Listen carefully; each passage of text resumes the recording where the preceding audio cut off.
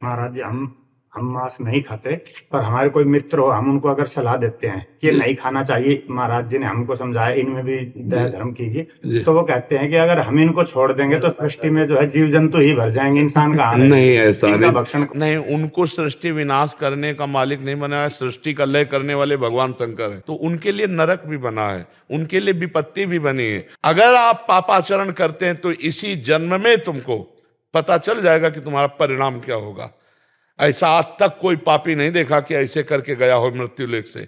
रावण जैसे धूल धूसरित हो गए, कंस जैसे, शिशुपाल जैसे काट के फेंक दिए गए, कोई ऐसा नहीं है। मांडव्य ऋषि भगवान की ऐसे तपस्या कर रहे थे। तितली छोटी बच्चे में जैसे होता ना खिलवाड़, तो 8 वर्ष के थे तो तितली की गुदा में बम्बूल का कांटा डाल के छोड़ दिया था। तो ऐसे तपस्या कर रहे थे। एक राजा के यहां से चोरी करके डकैती करके चोर लोग भागे और इन्हीं के आश्रम में घुस गए। अब इनको तो ध्यान नहीं था, ऐसे तपस्या कर रहे थे। राज कर्मचारी आए, बोले बाबा जी का नाटक करता है और चोरी करवाता है, उनको भी बांध ले गए। राजा ने कहा सब इन चोरों को सूली की सजा दे। उस समय सूली की सजा का मतलब भाले जैसा एक खड़ा है, इधर उधर खंबे, और उस खंबे से चढ़ के उसके गुदा द्वार में ऐसे छोड़ दिया जाता है। और वो इतना गया, वो तड़प तड़प के बहुत बुरी तरह की मौत, क्योंकि उससे तुरंत मौत थोड़ी होती। अब सूली की सजा दी गई तो सब जो अपराधी थे वो तो मर गए। मांडव ऋषि पद्मासन लगा के बैठ गए। इसके बाद जब दूसरे अपराधियों को दंड देने के लिए, टांगने के लिए आने की बात हुई, तो वहां कहा कि सब तो मर गए, लेकिन एक महात्मा है पद्मासन लगाए बैठा है। तो राजा आए, हाथ जोड़े, महाराज मुझे नहीं। बोले हम तुम्हें दंड नहीं देंगे, हम सीधे यमराज को दंड देंगे, क्योंकि वो न्यायाधीश है ना। हमारी सूली निकला दो। लाख प्रयास किया गया, सूली नहीं निकली, काट दी गई। महाभारत में भगवान व्यास देव जी, अणिमांडव्य ऋषि नाम पड़ा उनका। वो सीधे गए धर्मराज के पास। धर्मराज से कहा महाराज ये कोई न्याय है? मुझे याद नहीं कि मैंने कोई पाप किया इस जन्म में, वो हमारे गुदा में सूली डालकर काट दी गई। उनका नाराज मत होना, आपका ही कर्म है इसी जन्म का। 8 वर्ष की अवस्था में तितली की गुदा में कांटा डाल के बम्बूल का छोड़ दिया तो तुम्हारी गुदा में सूली कटवानी पड़ी। तो उन्होंने कहा ये तो गलत है, 8 वर्ष के बच्चे को क्या ज्ञान। तो मैं नियम रखता हूं कि 14 वर्ष तक के बच्चे का अपराध नहीं माना जाएगा भागवतिक कानून में। और मैं तुम्हें साफ देता हूं कि तुमने गलत न्याय किया, इसलिए मनुष्य योनि 100 वर्ष तक की प्राप्त करो। तो सीधे धर्मराज विदुर जी के रूप में आए थे, वही धर्मराज है। तो सोचो इतने बड़े महात्मा के द्वारा की गई गलती माफ नहीं हुई, है ना। तो ये जो बकरा बकरी मुर्गा मुर्गी, ये तुम सृष्टि के विनाश का हेतु भगवान शंकर को है, पालन कहे तो हरि को है, और रचने कहे तो ब्रह्मा को है। अपने आचरण से चलो यार, नहीं तो नरक बना हुआ है, ऐसी ऐसी समस्याएं बनी हुई हैं कि सब दुख भोगने को मिल जाते हैं, सब दुख भोगने को मिल जाते हैं, कीड़ा पड़ते हैं फिर शरीर में। भला अपने चुटकी काट के देखो है, और दूसरे के शरीर को आप देखो, चींटी को पीछे अंगुली लगाओ ऐसे देखो, भागती है ना, वो बचना चाहती है। सबको अपने प्राण पे है यार, ऐसा नहीं कर, मतलब बुद्धि भ्रष्ट है तो कुछ भी। नॉन वेज अर्थात मांसाहार के बारे में महाराज जी ने भक्ति भाव और करुणा के आधार पर कितनी सुंदर व्याख्या की। लेकिन ये भक्ति और करुणा की भाषा हर मनुष्य के लिए नहीं है। यहाँ कार्मिक स्वभाव के भी बहुत सारे व्यक्ति हैं जिन्हें तर्कों की भाषा समझ में आती है, उन्हें हर चीज में एक लॉजिक चाहिए। ये हमारा दुर्भाग्य रहा है कि हमारे वेद पुराणों के बारे में उल्टे सीधे तर्क देकर उनका सदैव मजाक उड़ाया गया है, जिसके कारण आज हमारी बहुत बड़ी जनरेशन इन सबको कपोल काल्पनिक कथाएं बताते हैं, इलॉजिकल बताते हैं, या फिर अंधविश्वास बताते हैं। एक नॉनवेज खाने वाला व्यक्ति अपने हिसाब से इतने अच्छे तर्क दे देता है कि उसे नॉनवेज क्यों खाना चाहिए, या नॉनवेज खाने में कोई बुराई नहीं है। लेकिन तर्कों के साथ एक कमजोरी ये रही है कि हर एक तर्क को काटा जा सकता है। हर व्यक्ति का स्वभाव अलग होता है, उसे समझाने के लिए उसी की भाषा का इस्तेमाल करना होता है। तो आज जो व्यक्ति कार्मिक मार्ग पर हैं या जो वैज्ञानिक बुद्धि वाले हैं, अति तर्क संगत हैं, ये वीडियो उनके लिए है। हालांकि महाराज जी ने व्याख्या बहुत अच्छी की है, लेकिन महाराज जी तो प्रेम की भाषा बोलते हैं, भक्ति की भाषा बोलते हैं, जो केवल एक भक्त की श्रेणी का ही व्यक्ति समझ सकता है, या किसी व्यक्ति में कुछ संभावनाएं जाग गई हों वो समझ सकता है। वैज्ञानिक बुद्धि वालों के लिए हम बैठे हैं, तो आज का वीडियो बड़े ध्यान से सुनना।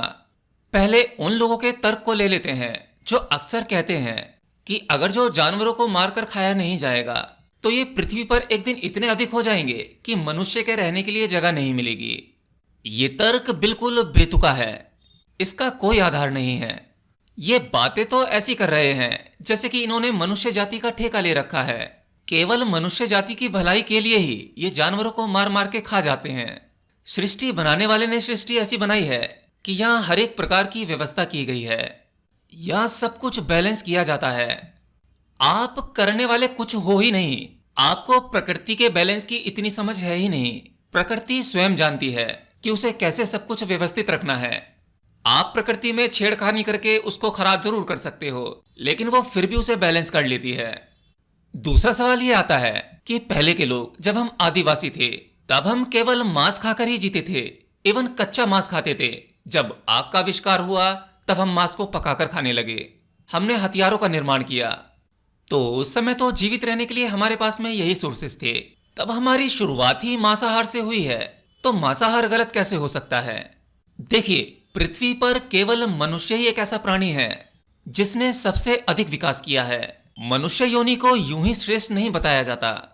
जब मनुष्य उस समय पर मांसाहार करता था तब मनुष्य की बुद्धि और बोध उसी लेवल का था। हाँ, अगर आज भी एक मनुष्य में केवल उतनी ही समझ है, किसी जानवर का शिकार करके वो खाता है और उसे खाते समय उसके मन में कोई भी भाव नहीं आता, वो कुछ नहीं जानता, उसकी बुद्धि ही नहीं है, तब उसके लिए ये पाप नहीं है। लेकिन आपने अपने बौद्धिक तल पर इतना अधिक विकास कर लिया है कि आपके अंदर पल पल सैकड़ों भावनाएं जन्म लेती हैं। आप दूसरे की पीड़ा को महसूस कर सकते हैं, पर उस समय जब व्यक्ति ये शिकार करता होगा तो उस जानवर के दर्द की पीड़ा को महसूस नहीं कर पाता होगा, क्योंकि उसकी बुद्धि का स्तर उसी के हिसाब से था। वह पूर्ण मनुष्य नहीं था। खैर, मनुष्य तो पूर्ण आज भी हम नहीं हैं। आज मनुष्य होकर भी उससे भी ज्यादा कहीं बदतर हो चुके हैं। तो इस प्रकृति ने हमें धीरे धीरे बोध दिया, बुद्धि दी। इंसान खेतीबाड़ी करने लगा, फल सब्जियां उगाने लगा। यह समझ उसे कहां से आई? ये उस प्रकृति ने दी। जैसे जैसे मनुष्य की चेतना का विकास होता रहा, मनुष्य अपनी चेतना के स्तर पर और ऊपर बढ़ता चला गया। वो ज्ञान एकत्रित करने लगा। प्रकृति ने कहा कि ये मनुष्य का शरीर तुझे मिला है, इसी शरीर से तू मुक्त हो सकता है, क्योंकि इस शरीर में जो बुद्धि और बोध तुझे दिया गया है, वो बोध, वो समझ, वो बुद्धि बाकी जीवों में नहीं है। चलिए थोड़ा और साइंटिफिक होते हैं। एक प्रश्न और आ सकता है, जिस प्रकार से प्रकृति ने हर एक जीव में प्राण दिए हैं, जीवन दिया है, चाहे वो कोई पशु हो या पक्षी हो जिसका मांस आप खाते हैं, ठीक वैसे ही प्राण, वैसा ही जीवन फल सब्जियों में दिया गया है, पेड़ पौधों में दिया गया है। तो जो पीड़ा पशु पक्षियों में होती है, उन जीवों में होती है, वैसी ही पीड़ा फल सब्जियों और पेड़ पौधों में होती होगी। हाँ, बिल्कुल सही। परंतु वह हमारे लिए चुना गया है। कोई भी जीव जब इस पृथ्वी पर आता है तो उसे जीने का पूर्ण अधिकार है, और जीने के लिए पेट भरने की आवश्यकता है, और पेट भरने के लिए हर जीव के लिए व्यवस्था की गई है। अब इसका मतलब ये नहीं कि आप खा सकते हो तो आप कुछ भी खा लोगे। शेर घास नहीं खाता, उसको मांस ही चाहिए। अगर एक बकरी के आगे मांस रखोगे तो बकरी उसे नहीं खाएगी। हालांकि दांत दोनों ही जीवों के हैं, बकरी के भी, शेर के भी। तो उन दोनों का भोजन अलग अलग क्यों है? दांत मनुष्य के भी हैं, पर मनुष्य सब कुछ खा सकता है, ऐसा नहीं है। मनुष्य को प्रकृति ने वो बुद्धि इसीलिए दी ताकि वो अपना भोजन स्वयं चुन सके और उस भोजन को पैदा कर सके। और दूसरी बात, पृथ्वी पर जितने भी जीव हैं जो रिएक्ट करते हैं, जो आवाज करते हैं, हिलते डुलते हैं, चलते फिरते हैं, वो मनुष्य के काफी नजदीक हैं। हर एक जानवर में और पक्षी में उसके शरीर का मैकेनिज्म, शरीर में बहता हुआ वो खून लाल रंग का है, हमारे भी लाल रंग का है। जब इन सभी जीवों के अंदर लाल रंग का खून बह रहा है तो उस खून को संचालित करने के लिए हृदय भी होगा, बाकी ऑर्गन्स भी होंगे। साइज में छोटे बड़े हो सकते हैं, परंतु उनका सिस्टम मनुष्य से काफी नजदीक है। इसलिए मनुष्य के भीतर उन सभी जीवों के प्रति भाव उत्पन्न होते हैं। पर ये अनाज, फल, सब्जियां, ये रिएक्ट नहीं करते, ये हिलडुल नहीं सकते। इनके अंदर हमारी तरह लाल रक्त नहीं बहता, या मनुष्य बाकी जीवों की तरह शरीर के वो अंग या ऑर्गन्स नहीं होते। उनका सिस्टम अलग प्रकार से बना है, वो अलग प्रकार से जीवित रहते हैं। उनके प्राण मनुष्य के प्राण के सिस्टम से थोड़ा अलग बहते हैं। उनका भोजन करने का तरीका अलग है, हमारा और बाकी जीवों का अलग है। तो फल सब्जियां मनुष्य से काफी दूर हैं, इसलिए वो हमारे शरीर के लिए उपयोगी हैं। अब इसे एक वैज्ञानिक तर्क से ऐसे भी समझ सकते हो, इन जीवों की हत्या करके मनुष्य उसे खाता है, उन जीवों में अपनी बीमारियां होती हैं जो खून के साथ उनके शरीर में बहती हैं। वो जीव हमारे नजदीक हैं, तो उन्हें खाने के बाद हमारा शरीर उनकी बीमारियों को जल्दी एक्सेप्ट कर लेता है, रिसीव कर लेता है, क्योंकि हमारे शरीर का सिस्टम और उनके शरीर का सिस्टम बहुत ज्यादा अलग नहीं है। इसलिए उनके शरीर में जो बीमारियां हैं उनका मांस खाने के बाद हमारा शरीर बहुत आसानी से ग्रहण कर सकता है। आपने देखा होगा जो खतरनाक बीमारियां होती हैं वो अक्सर अफ्रीका और चाइना से ही क्यों आती हैं। ऐसी बहुत सारी बीमारियां और वायरसेस होते हैं जो मनुष्य के शरीर में जानवरों के शरीर से ही आते हैं। जो वायरस उन जानवरों के शरीर में रहकर जी रहा था, उस वायरस को ये मनुष्य का शरीर मिलता जुलता लगता है, जिसमें वो आराम से पनप सकता है, क्योंकि हमारे शरीर में उसे बिल्कुल वैसी ही व्यवस्था लगती है जैसी व्यवस्था उस जानवर के शरीर में थी। इसलिए किसी भी जानवर से कोई भी बीमारी मनुष्य के शरीर में आराम से आ सकती है। पर अगर फल सब्जियों की बात करें, पेड़ पौधों की बात करें, तो उनके शरीर का सिस्टम या उनके जीने का तरीका हम मनुष्य से बिल्कुल अलग है। ऐसा नहीं है कि उनमें कोई दिक्कत या बीमारी नहीं होती होगी, पेड़ पौधों में भी बीमारी होती है, फल सब्जियों में भी बीमारी होती है, पर उनका जो वायरस बैक्टीरिया होता है उस वायरस के जीने के लिए वो फल सब्जियां ही उपयोगी होता है।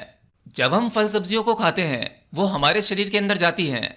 अगर गलती से कोई वायरस सब्जी में रह गया होगा और वो हमारे शरीर में पहुंच जाएगा, तो उस वायरस को हमारे शरीर में जाने के बाद वो व्यवस्था नहीं महसूस होगी जिस व्यवस्था में वो पहले रह रहा था। यानी हमारा शरीर और पेड़ पौधे फल सब्जियों का शरीर ये एक दूसरे से बहुत दूर हैं। उनकी व्यवस्था को हमारा शरीर एक्सेप्ट नहीं करता, क्योंकि उनमें तो वो लाल खून भी नहीं बह रहा। अब ऐसे ही हमारे शरीर में जो बीमारियां होती हैं, शुगर, बीपी, पेट दर्द, सिर दर्द, इन बीमारियों का कारण जो है अगर किसी पौधे में चला जाए तो वो कारण वहां जाके कहेगा कि ये मैं कहाँ आ गया, यहाँ तो हमारे रहने लायक जगह ही नहीं है, हम किसी इंसानी शरीर में ही रह सकते हैं। तो इसलिए भी हमें मांसाहार नहीं करना चाहिए। हाँ, बाकी अगर कोई शेर किसी जानवर को मार के खाता है तो इसमें हमारे लिए कोई दया भावना जैसी चीज नहीं होनी चाहिए, क्योंकि ये उसका भोजन है जो प्रकृति ने उसके लिए चुना है।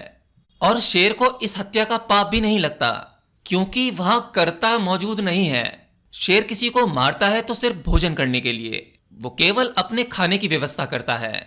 शेर जब किसी का शिकार करता है तो उसे ये बोध नहीं होता कि इसको दर्द होगा, ये तड़पेगा, दया या करुणा जैसी कोई भावना आएगी या क्रोध जैसी भावना आएगी। उसे ना तो क्रोध वाली भावना आएगी ना दया वाली भावना आएगी। ठीक वैसे ही जैसे आप रोटी खाते हैं, रोटी खाते समय आपको रोटी पर तरस नहीं आता, ना ही उस पर क्रोध आता है, तुम केवल सिर्फ भोजन करते हो, इसलिए तुम्हें अन्न खाने पर पाप नहीं लगता। वैसे ही एक शेर को शिकार करके उसे खाने के बाद उसे उसका पाप नहीं लगता, क्योंकि वहां कर्ता भाव मौजूद नहीं है। पर जब मनुष्य किसी जीव को मारता है तो उसके अंदर अवश्य ही कोई ना कोई भाव उत्पन्न होते हैं। उस जीव के प्रति कुछ ना कुछ भाव अवश्य आएगा, जब ना आए तो कभी और आएगा, पर आएगा जरूर। तो यहाँ कर्ता मौजूद है, इसलिए मनुष्य पाप का भागीदार भी बनता है। तो आज आपने पूजनीय महाराज जी के भी विचार सुने और क्वेश्चन वर्ल्ड यानी मेरे भी सुने। बात मैं भी वही कर रहा हूँ और वो भी वही कर रहे हैं, पर कुछ लोगों को कुछ अधिक तर्क चाहिए होते हैं, तो वो तर्क देने का मैंने सिर्फ प्रयास किया है। बाकी अगर वीडियो अच्छा लगा हो तो लाइक एंड शेयर भी कर सकते हैं। और मेरी बातें सुनने के बाद आपके मन में कोई भी प्रश्न हो तो कमेंट में लिखकर हमसे पूछ सकते हैं। चैनल पर पहली बार आए हैं तो चैनल को सब्सक्राइब भी कर सकते हैं। यहाँ आपको इसी तरह की इन्फॉर्मेटिव वीडियोस मिलती रहती हैं। तो बस आज के लिए इतना ही, मिलता हूँ नेक्स्ट वीडियो में किसी नई जानकारी के साथ। तब तक के लिए जय श्री कृष्ण।